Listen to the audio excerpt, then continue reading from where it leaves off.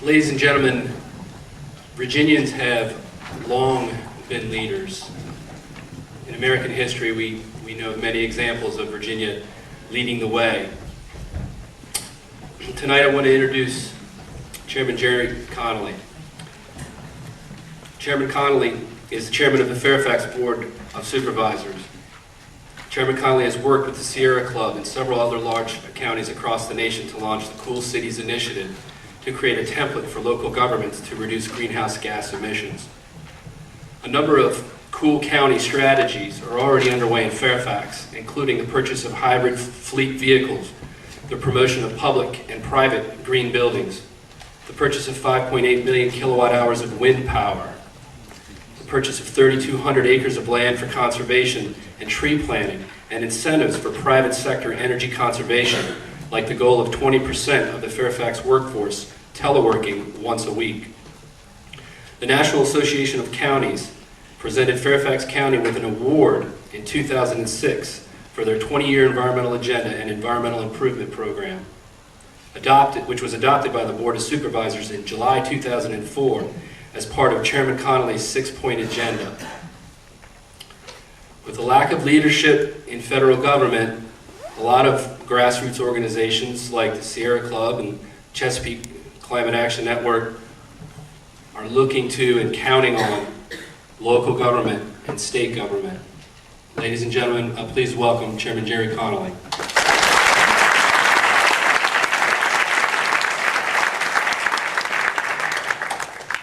Thank you. That's too fancy for me. You know, being in local government keeps you humble. My daughter was in the 4th grade, and I was a member of the Board of Supervisors, and I was asked to come and speak to her 4th grade about the difference between federal, state, and local government. I gave a stem winder of a speech to that 4th grade. I talked to them about Virginia's Dillon Rule. I talked to them about the delicate balance between taxation and the provision of services. I talked to them about the growing cultural divide between Northern Virginia and the rest of Virginia. And I wound up with great panache. And I got very polite applause when I think with one exception. There was one little girl with her arms akimbo and a big scowl on her face. And I went up to her and I said, you didn't like my talk? She went, no, I thought it was boring. My daughter could see the stricken look in my face, so to comfort me, she came running up and said, oh, Dad, don't listen to her. She just repeats what everyone else says.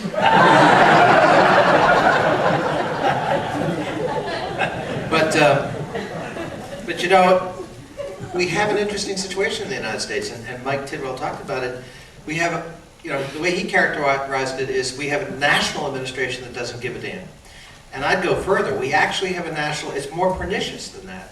We have a national administration that denies the science of global warming, and also denies any of the empiricism involving the environment if it can do it. You know, the candidate Bush promised that if he got elected in 2000, would actually address the issue of CO2 emissions, remember? And his first EPA administrator, Christie Todd Whitman, the previous governor of New Jersey, naively believed him. And so one of the first things she did as the new administrator of EPA was to come up with some CO2 emission standards, and maybe even some measures for reducing CO2. And one of the first acts of the newly selected President Bush was to actually rescind those regulations. And that's how this administration began on its great environmental journey. And so when you have a national administration that not only doesn't care, but denies the science behind what we're talking about, it has actually had a positive effect. It has forced local and state governments to take a good hard look at this and start to take action. So I wanted to tell you tonight a little bit about what we're doing in one local government that I hope will actually serve as a template for others. When I first ran for this job 4 years ago, I brought together a group of 20 environmentalists throughout the county and the community, and I said, let's put together a 20-year environmental plan for Fairfax that reverses some of the bad environmental practices of the past, and that it comprehensively addresses every aspect of the environment.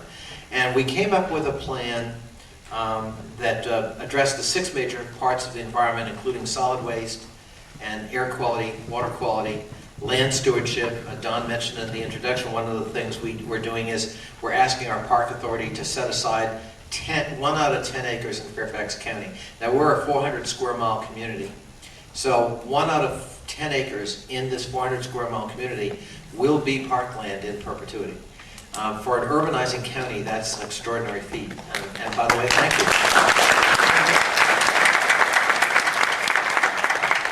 And we're at 9.4%, so we have 1,500 acres to go. Anyone got some land, see me after the show.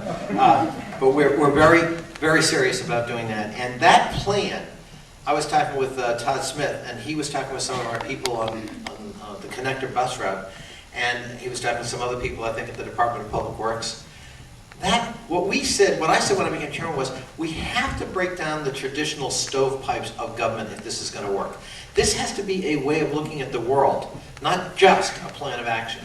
Because the way government works is, well, I'm in Public Works and you're the environmental coordinator, so that's, the environment's your job. Well, no, it's my job too. And I have to start looking at how to processes, decisions, policies, and their impacts on the environment. Everybody has to do that. Everyone has to do that. And that's what we set out to do with this plan. And the Board of Supervisors, it completely empowered the environmental coordinator to work with every agency head to do that. In the history of Fairfax County, we've never dedicated a penny on our tax rate for anything. The tax rate currently is 89 cents. It was $1.23 at that time. And the first decision we made was to dedicate 1 full penny on stormwater as part of this environmental. Now, in Fairfax, a penny generates $22 million, almost $23 million a year. So over the lifespan of one board, we're going to probably have about $100 million putting into stormwater retrofit, good for our streams, good for water quality, good for the Chesapeake Bay. We have 30 watersheds in Fairfax County.